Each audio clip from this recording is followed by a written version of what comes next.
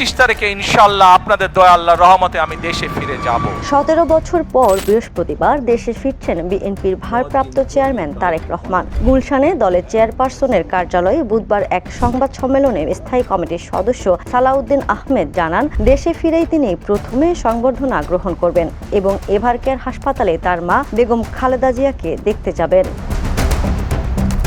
তিনি আরও জানান, 27 ডিসেম্বর তারেক রহমান ভোটার নিবন্ধনের জন্য রেজিস্ট্রেশন করবেন। একই দিনে তিনি শেরেবাংলা নগরে অবস্থিত পঙ্গু হাসপাতালে জুলাই যোদ্ধাদের খোঁজ খবর নেবেন এবং শহীদ ওসমান বিন হাদির কবর জিয়ারত করবেন।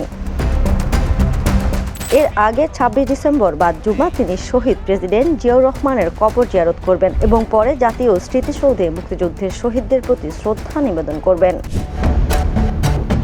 দেশে প্রত্যাবর্তনের সময় হযরত শাহজালাল আন্তর্জাতিক বিমানবন্দরে তাকে স্বাগত জানাবেন বিএনপির স্থায়ী কমিটির সদস্যরা। সালাউদ্দিন আহমেদ জনগণকে সতর্ক করে বলেছেন, দলের ভারপ্রাপ্ত চেয়ারম্যানের আগমনের কারণে কিছু জনদুর্ভোগ হতে পারে, যা নিয়ে ক্ষমা চাওয়া হয়েছে।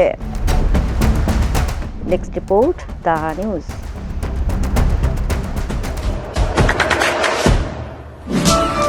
দেশে দেশে সবার সাথে দ্য নিউজ।